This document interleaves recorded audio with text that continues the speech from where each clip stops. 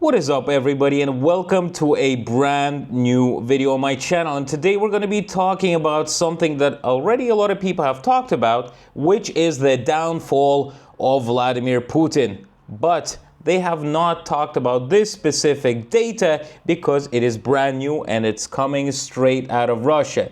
Surprisingly enough, state-run Tom recorded a record drop of Vladimir Putin's rating after the invasion of the Ukrainian armed forces into Kursk region. The social service has not recorded such a big weekly drop since the beginning of war in Ukraine. There is no independent confirmation of the accuracy, but considering that this is state-run, we could see that even the state-run organizations have shown that Putin's rating is going down. And this is state-run, so we could kind of imagine that the realistic numbers are definitely lower. And to get to those numbers, let's read a bit of information that I have gathered for you guys. So the details are, according to Tom, the approval rating of the president's performance fell by 3.5 percentage points for the week from August 12 to 18 compared to the week before and reached 73.6%. Respondents were asked the question, do you generally approve or disapprove of the president's performance? The level of trust in Vladimir Putin over the same period decreased by 2.6 percentage points to 78.2. Respondents were asked, please tell me, do you trust or not trust Vladimir Putin? There has not been such a drop in both indicators since the beginning of the war, according to the data published on the center's website. Moreover, sociologists have not recorded growth of such magnitude in a week since February 2022. The approval rating for the president's performance dropped to 73.6% throughout the war and even lower only in the summer and fall of last year. Then it began to fall in June after Yevgeny Prigozhin's mutiny and reached its minimum at 72.6% in the week from August 7 to August 13. So we can obviously see his rating dropping when there's big things happening in Russia. For example, Yevgeny Prigozhin, when he was literally going to Moscow, and you could see a bunch of airplanes flying out of private airports all around the place from Moscow. It was quite an interesting experience, and I was actually thinking that Yevgeny Prigozhin would have actually went into Moscow. In no way am I a fan of Dmitry Prigozhin, but that could have been one step towards some sort of a change inside of Russia. And matter of fact, I actually have a video of when I was waiting for the Prigozhin's convoy to go into Moscow, because I found a place where they were supposed to be passing through, and we saw a bunch of policemen with bulletproof vests and little pistols against tanks, BTRs, and all sorts of stuff. And I was sitting obviously in a Vkusnaya Tachka, which is a Russian McDonald's, with my camera waiting for them to pass. But unfortunately, as you know the story, Vladimir Putin has contacted him. They worked out some sort of a peace treaty, and then Yevgeny Prigozhin somehow, by accident, blew up in his private jet. Obviously, there is no connection to Vladimir Putin or the Russian government. That's what happens with jets.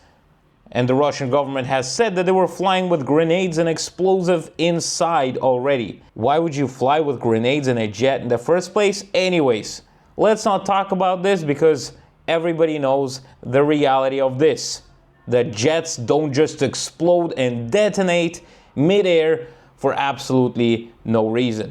The level of trust in Putin dropped and fell twice during the war. In the fall-winter of 2022-2023, against the backdrop of mobilization, and in summer-fall of 2023. The minimum value was in the week of July 31, August 6th, 76.7%. You know, when you have crazy things in any country happening, you would have the government's rating going down so quickly that you won't, like, it's just funny when you see ratings from different places. But what we could see from the official rating is that Vladimir Putin's rating is actually going down because of the invasion of Kursk, and that is not a very big surprise. Imagine you're a Russian citizen watching television every single day, hearing how amazing the Russian military is, how they're advancing inside of Ukraine to do something, well, what is it? A special operation to denazify the something. Well, what are they doing? I don't even know what is the end goal of this special military operation. Can somebody tell me in the comment section below? Because I've heard so many variations from the Russian president that I'm a bit confused on which one is it now. Is it a special military operation or is it a war? What's going on? Because I heard that he was supposed to be doing this because he didn't want to have war inside of Russia, but because he started a war with Ukraine, war has come back to Russia, which is currently in Kursk region. So what is the point of this? Flippin' heck, I'm confused myself. What is the point of this? Nobody knows. So a little bit of context for you guys. The fact that the Ukrainian armed forces invasion into the Kursk region has definitely gave a big hit to Vladimir Putin's rating and his image in general. But it is a bit too early to say if this hit is going to be there for too long. Because as you know, guys, Russia has very, very good and progressive propaganda. And what I mean by good, I don't say that I praise it. I'm saying that there's millions of Russians who believe it. If it was bad, they probably, it wouldn't work, right? It wouldn't work. Obviously, with people who have been out of Russia before or out of their cities, at least, they would know the difference between how they live and how other regions live. Or, for example, how people in Russia live and how people live in Europe, the United States, the Western countries, to see their wages, what they can buy themselves, because there is a lot of Western people going to Russia and creating YouTube accounts to say how amazing Russia is. And there is a lot of people that I read in the comments sometimes saying that, oh, everything in Russia is so cheap and I wish we could live there. But you guys forgot one thing. You, for example, I'm taking the States as an example. Your buying power is way, way more than buying power in Russia. So, for example, everybody earns differently, right? So a quick comparison of the buying power would be, in the United States, a Snickers bar costs $1.32. In Russia, a Snickers bar costs $1. But you might be thinking, why the heck is it cheaper in Russia? Well, you got to take into account that wages in Russia, and I'm talking about Moscow, the capital, is around $300, $500, $600. So with a Russian salary, you could buy yourself, for example, if you're just an ordinary worker, 500 Snicker bars. Tell me in the comment section below, how many Snicker bars can you buy with your salary in the United States of America? I think this will be a good comparison for you, and you will understand the big difference between living and working in Russia and living in the United States of America. And that is a big reason why a lot of people want to go to the United States of America to build a new life for themselves and start from a fresh page. And I know a lot of people are interested about Kursk situation. There's not much updates I could give you, rather than Ukraine controls 815 square kilometers of the Kursk region, which is a huge, huge area. Now, a lot of Russian military people were saying that they are going to be gone from there in 2 days, but it's going on the second week of the Ukrainian armed forces being in Russia, and nothing is changing except that the Ukrainian armed forces are just advancing way more. And I have heard from some sources that Russia needs around 50,000 soldiers to be able to take Kursk back. Now, I'm not sure if that's 100%. This have to be super professional soldiers, but 50,000 people is a lot of people. And from hearing stories like this, I can only think about one thing, that there's probably going to be another mobilization in Russia. But the thing is, there's a lot of conscripts being taken into Kursk region. And I have actually seen that Ukraine has exchanged, I think it was 130 or 200, I'm not sure what is the number, of the Russian conscripts that they have captured, which is crazy. Conscripts should not be in a war zone in the first place, which goes against the Russian laws and constitution. But as we know from now, laws don't work in Russia. Before anybody tells me that, oh, Ivan, you're so happy, how could you say something like this about your own country, Russia? Guys, I am not happy at all whatsoever at what is happening in Russia or Ukraine. I want all of this to stop. But I can understand why all of this is being done right now. This is probably being done by the Ukrainian side to be used as a leverage for diplomatic talks for them to get back their Ukrainian territories, for Russia to get its Russian territory back. We will see how it plays out, and I just hope that people are going to stop losing their lives and everything will get better. I really hope for this, and I hope that this happens soon. Now, on another topic, I actually have a video of a BBC reporter who actually resides in Russia to make BBC content from there. And he was doing some street interviewing and asking people, are they informed about the situation about Kursk? Are they monitoring the situation, and how are they doing it? So let's check it out. Скажите, а насколько близко вы следите за событиями, которые сейчас вот в Курской области, в Курске? Честно? Да. Вообще не слежу. У меня 2 маленьких детей. Вот мне вообще следить некогда за этим. Да. Честно, да. Это у меня муж следит, и бабушка наша следит, 86 лет. А мы с детьми, наслаждаемся. It seems a bit weird that this woman has no time whatsoever to look at the news and do some research because of her 2 kids. But doesn't she think that she needs to be looking into all of this for their kids to have a bright future? Obviously not, because they're just propagandized by the television. And they're not gonna have that spark inside of their brain to help them realize that all of this is craziness. А как вы думаете, чем это все закончится? Нашей победой однозначно. Только боюсь, от Украины ничего не останется. Oh my God, I actually feel embarrassed about this woman. It's crazy. How could you even say something like this? They're asking, who do you think is gonna win? She said Russia, obviously, and saying that she's afraid that there's nothing going to be left of Ukraine. And she smiles about it.